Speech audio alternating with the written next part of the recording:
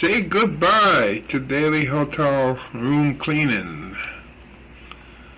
Okay, Stephanie Van der Schie returned to her hotel room in Warsaw, Wisconsin after a long day of skiing last month with her 3 young children to find their room disheveled. Their sheets were untucked, their garbage can was overflowing, and their soggy towels were in limp piles on the damp bathroom floor.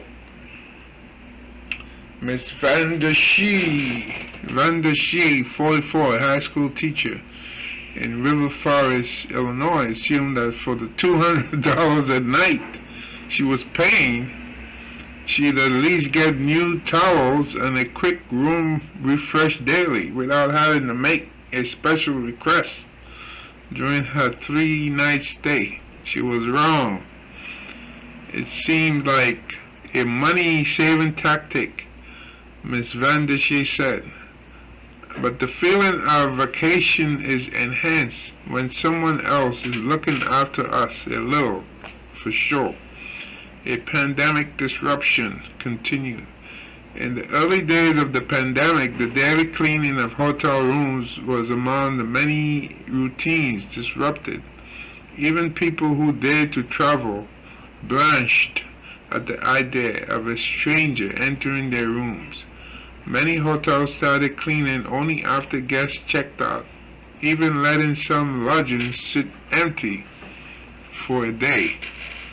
Now, with travel largely having rebounded and with occupancy levels projected to reach 64% this year, just 2% shy of pre-pandemic levels according to the American Hotel and Lodging Association, daily cleaning, like the 5-day office work week for many people, and printed menus at restaurants seems to have become a thing of the past. Guests staying at mid-level hotels run by Hilton, Marriott, Sheraton, Walt Disney, World Resorts, or other major brands are finding that if they want complimentary daily housekeeping, they need to request it or clean their own room. That's true, because I stayed at the DoubleTree when I was in Toronto a few weeks ago. Back in the weekend of, let's see, what was that? March 2nd, 3rd, 4th. Checked out on March 5th. And when I was checking in, they asked me if I want the room clean every day. They did give me a choice, and I said, no, you know, I would clean it every day. You know, I could go one day and then clean the day after. So, and this is, I think DoubleTree's, what's that, a Marriott hotel? Marriott, I believe, or Hilton. So cleaning services and changing bed sheets during shorter stays is now quite rare, said Scott Keys, the founder of Going, formerly Scott's Cheap Flights, a website detailing airfare deals. Oftentimes it's only offered during longer stays. Marriott, which operates 30 hotel brands and more than 8,000 properties in 139 countries and territories, trumpeted the new normal during an investor call in February. It said that it was creating a tier system for housekeeping in which those who paid more could expect a higher level of service. Its highest-end properties like the Ritz-Carlton and St. Regis brands, where rooms run upward of $550 a night, would continue to provide free daily cleanings. At the next level, Sheraton, the Meridian guests would get a free daily tidy. Guests at what it calls select service brands Courtyard by Marriott, 4 Points by Sheraton, Aloft, and Moxie, among others, will get their rooms cleaned every other day. At Hilton brands such as Conrad, DoubleTree, so this is where I stayed, so this was a Hilton brand. I stayed at the DoubleTree and Embassy Suites.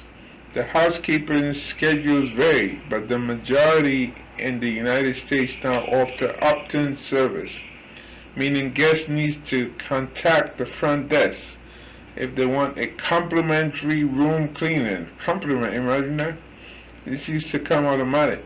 Recognizing some guests may have varying levels of comfort with someone entering their rooms after they have checked in, Hilton offers them the choice and control to request the housekeeping services they desire, said Kent Landers, a Hilton spokesman. Independent hotels don't appear to be any different. The majority have also switched to an opt-in method as the pandemic has waned to reduce health risks and as a cost-cutting measure, said Benjamin Varrott, a co-founder of Hotel Minder, a Dublin company that offers consulting services to most independent hotels. Rewards for skipping fresh towels. Cutting back on housekeeping is not new. For years, guests at all hotel levels have encountered notes in the bathroom selling the idea of forgoing fresh towels as a choice for sustainability and suggesting they leave used towels on the floor only if they needed to be laundered. Hotels also used to incentivize guests to skip daily housekeeping by offering bonus loyalty points or food and beverage credits. John Olila, the founder of the blog Loyalty Lobby, which covers travel rewards and digital nomad, and a digital nomad who just celebrated his 20th anniversary of living out of hotels.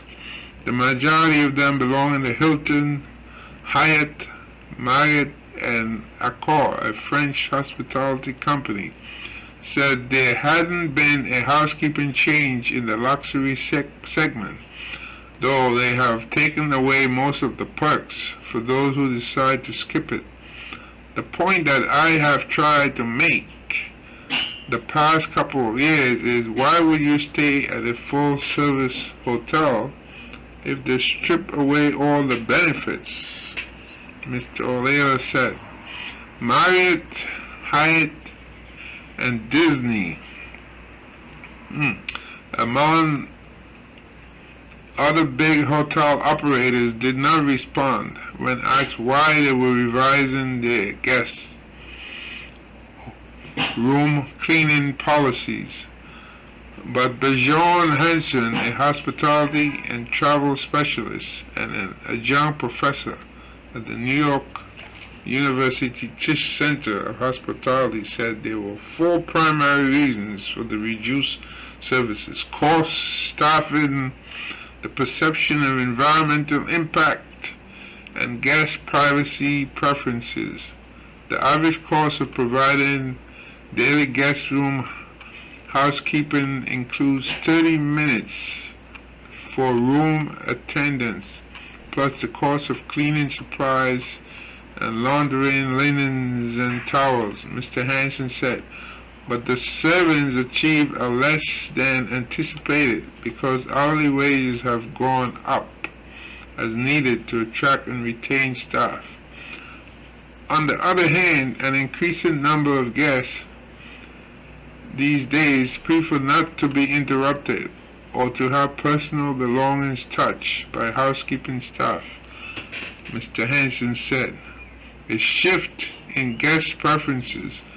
The trend, said Chekitan Dev, a professor at the Cornell University Nolan School of Hotel Administration, is the start of a shift in the way services are delivered at the hotels, from an operations-focused approach, in which things happen on a schedule set by the hotel,